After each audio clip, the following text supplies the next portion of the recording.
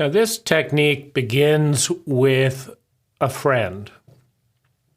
Finding a friend that has at least 45 minutes, and preferably a more open amount of time, maybe 2 or 3 hours, to go through a supportive ritual that's going to begin with blame and criticism, complaint, and an outlining of the prison, of the no-win situation, of the lose-lose dynamic. You know, my employees don't want to do this. I try and solve it like this, and then I get this problem. My partner doesn't want to do this. I want to do this. I try and solve it like this, and then there's this problem. If I leave my partner, then there's this problem. Then there's the problem with the next partner, right? So, you know, it's a creation of the no-win box. And it's important to define this box because everyone believes in it. And to some extent, to a certain extent, it's a real experience. Every time something like this happens, and you'll have to excuse a little sore throat, little runny nose, little background noise. But this technique is so potent, so engaging that I really wanted to share it immediately, having experienced its results today. So you want to go through all of the areas at work, at home, in your body, in the culture, right? With friendships, all the problems. Like, this is why the world is fucked up. This is why I can't succeed. This is why I feel unsupported. This is why I feel unloved. This is what you're doing wrong to the friend, perhaps. This is what they're doing wrong. They're so crazy. They're so dumb. They do this and this and this, and then this and this and this happens, right? It goes round and round. And try and solve this and try to be helpful, then I'm misunderstood. I don't like the world. The world is fucked up in this way, in this way, in this way, in this way, in this way. You see, and to a certain extent, all of that is true, right? There are these people that keep coming in and they are still like this, and you try this and it doesn't work. So this is part, and it's stage one, and you want to continue until, one, you fully see the problems, you fully see the box, you fully understand how trapped you are and why you're trapped, how angry, how bitter, how depressed, how tired, how resentful, how sad you are, and why. And this is the box, right? And it's not going to change, right? It's just going to keep going around and around. And maybe you haven't lived long enough to experience that phenomena yet. That you go off and do this therapist, and then there's going to be some other problem, or it's going to take a lot of money, and then there isn't enough time because you're spending all this time getting this money. There's a box, right? You have to take time off work, you have to drive to the therapist, you have to deal with this, you have to pay, you're taking money, you're lowering income, and then you're increasing expenses, and then at some point it's like it doesn't get beyond this point. So I'm 48 as I make this thing. So there's a lot of things that I've tried for a lot of years to understand that I don't know how to get past this point. I know how to do this and this and this and this, but I don't know how to get overall to a higher state of being, to a higher level of overall freedom. Because life is often a lot like that, You make more money, but you're more tired. You have more time, but you have less money. But overall, the volume of the container has a certain limit, right? It's frustrating to try and work over here, and then you make headway here, and then caves in over here, or it gets narrow over here. Then you go over here. It's just like, what's the fucking point, right? And all of that needs to be expressed.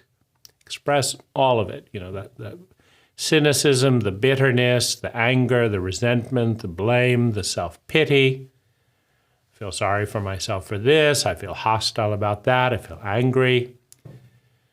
All of that needs to come out until it's fully acknowledged, fully expressed, and the kind of friend that you want, someone that's going to get it.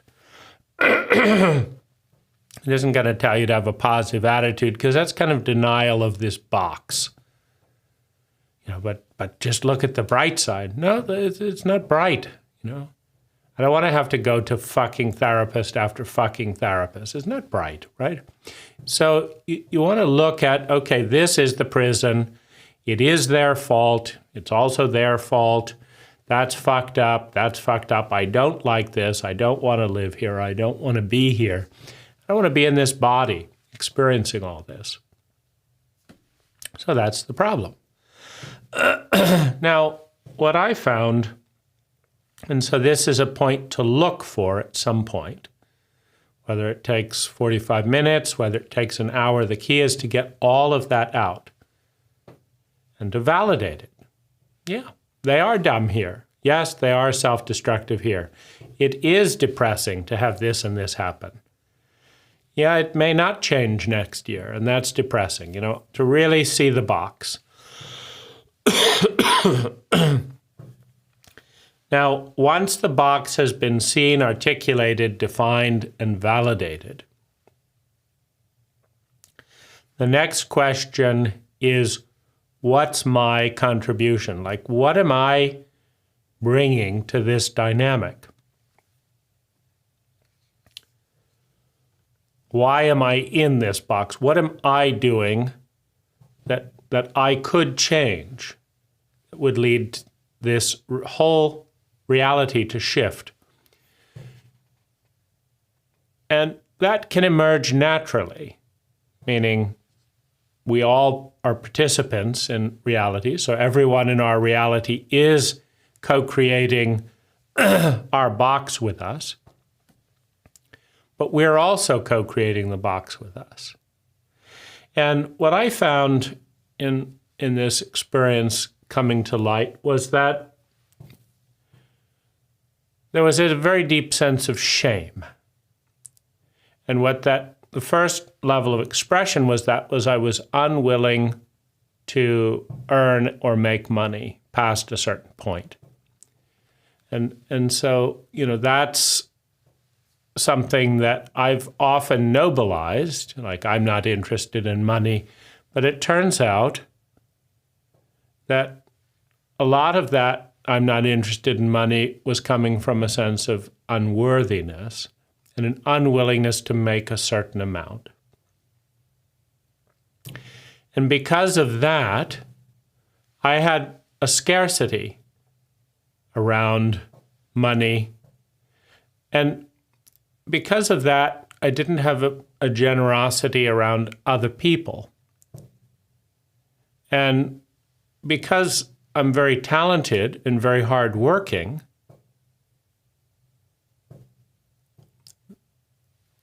I didn't feel that other people deserved, right? If I didn't deserve, and I'm harder working and more talented than this person or this person, then they shouldn't deserve either.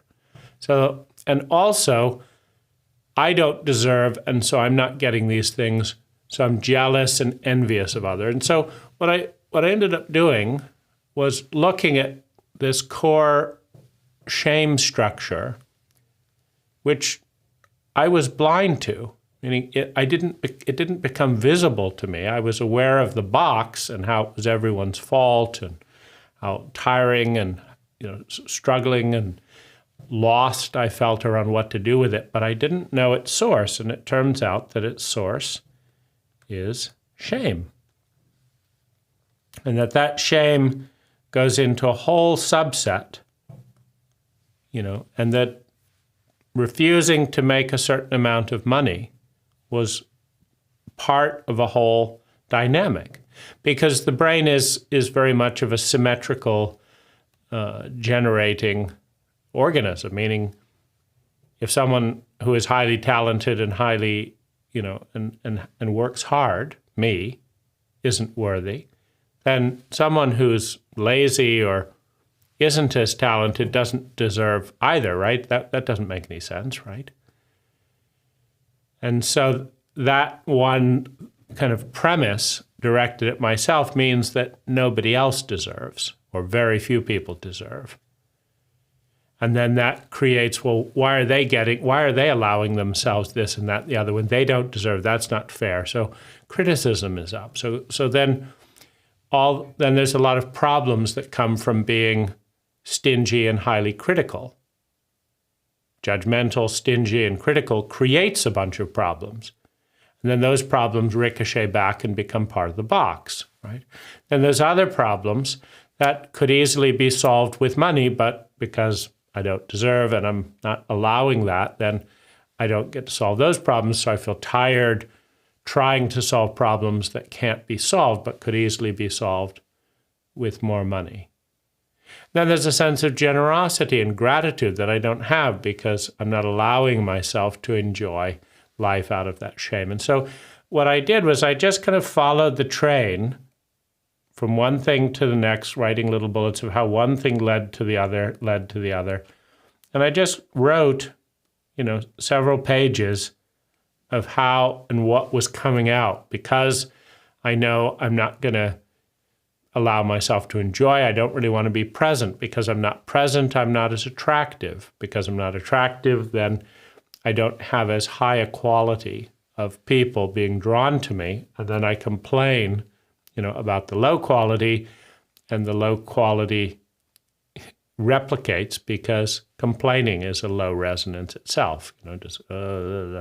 So, and then I feel inadequate because I'm complaining, because responsible people don't complain. And so it kind of forms these little loops.